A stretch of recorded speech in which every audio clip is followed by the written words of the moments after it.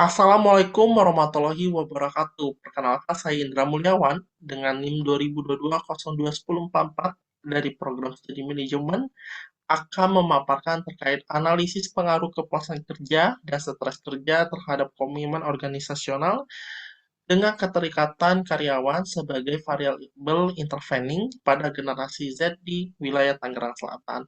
Ini merupakan salah satu mata kuliah wajib saya di seminar topik STM dengan dosen pengampu Pak Yusuf. Latar belakang, Gen Z sangat berkembang pesat di Indonesia, tercatat 75 juta jiwa dengan karakteristik yang unik seperti melek digital, menginginkan fleksibilitas, serta mencari makna dalam pekerjaan.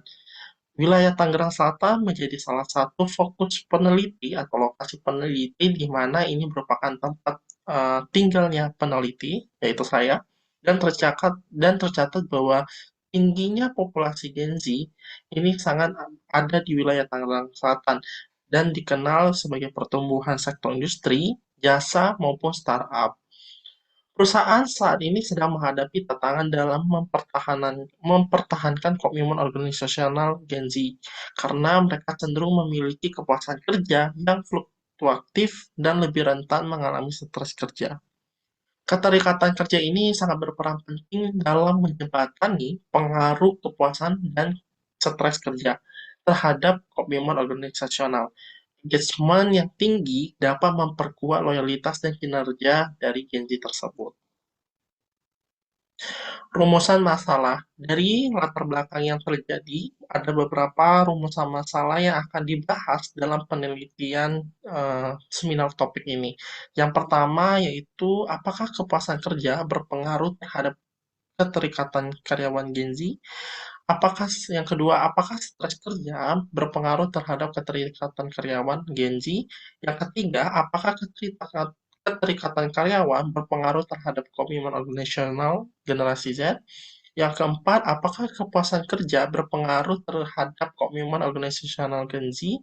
Dan yang kelima, apakah stres kerja berpengaruh terhadap komitmen organisasional Gen Z? Dan yang keenam, apakah keterikatan karyawan memediasi pengaruh kepuasan kerja terhadap komitmen organisasional? Dan yang ketujuh, apakah keterikatan karyawan memediasi pengaruh stres kerja terhadap komitmen organisasional? Ini merupakan beberapa variabel yang telah ditentukan oleh peneliti dalam penelitian kali ini. Tujuan dan manfaat penelitian. Tujuan penelitian tentu penelitian ini ingin menganalisis pengaruh antar variabel yang telah dirumuskan pada masalah penelitian.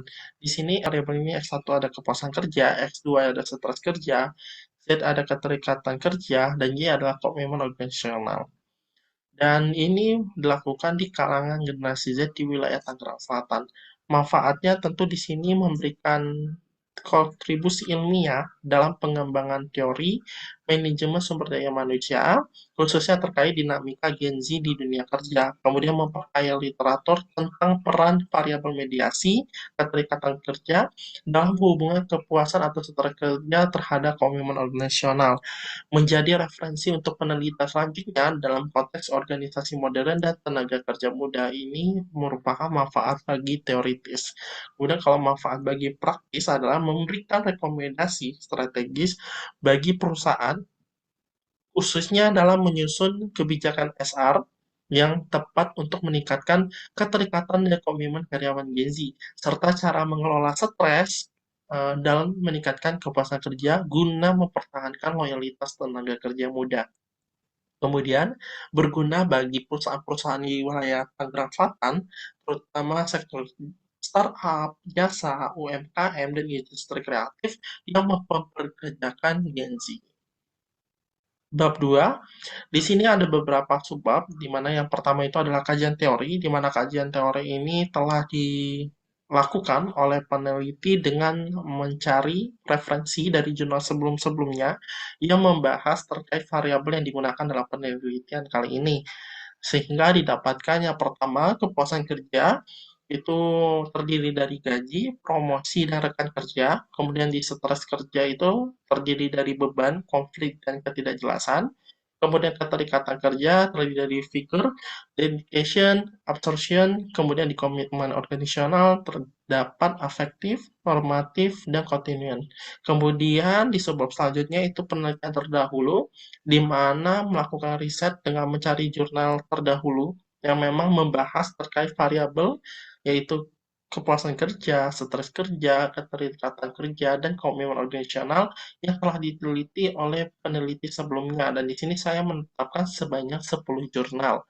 Kemudian di kerangka berpikir, yaitu subbab selanjutnya, di mana ini menggambarkan hubungan antar variabel yang akan diteliti, di mana variabel-variabel yang akan dianalisis meliputi kepuasan kerja sebagai variabel independen pertama atau X1, kemudian stres sebagai variabel independen kedua atau X2, kemudian komitmen organisasional sebagai variabel dependen Y, dan keterikatan kerja sebagai variabel intervening atau Z. Berikut adalah gambar dari kerangka berpikir.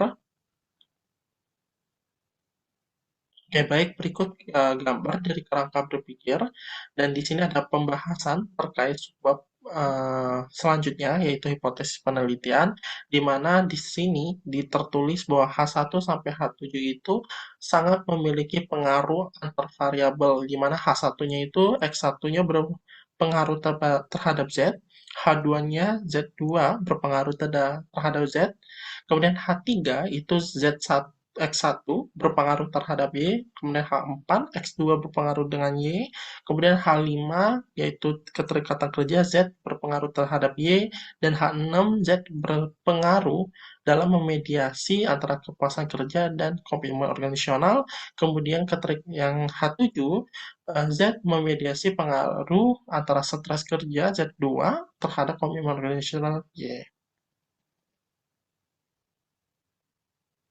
Oke, di sini metode penelitian yang digunakan untuk yang jenis penelitian, saya menggunakan jenis penelitian dengan metode kuantitatif. Kemudian pengambilan datanya tentu saya melakukan secara online, yaitu menggunakan kuesioner dengan sampel penelitiannya adalah generasi Z di wilayah Tangerang Selatan. Dan tentu di sini saya menggunakan skala Likert yang dimana skala dari skor 1 sampai 5, di mana 1 itu adalah sangat tidak setuju, 2 adalah tidak setuju, kemudian 3 netral, 4 setuju, dan 5 sangat setuju. Kemudian analisis datanya sendiri, saya menggunakan SAMPLS dan statistik dekritif dan inferensial. Kemudian kelola datanya, tentu saya kelola data, uji hipotesis, dan hasilnya akan dibahas di bab 4 atau di pembahasan selanjutnya. Mungkin itu saja pemaparan materi saya. Apabila ada kesalahan kata atau kalimat, mohon dimaafkan. Wa taufiq wa hidayah. Wassalamualaikum warahmatullahi wabarakatuh.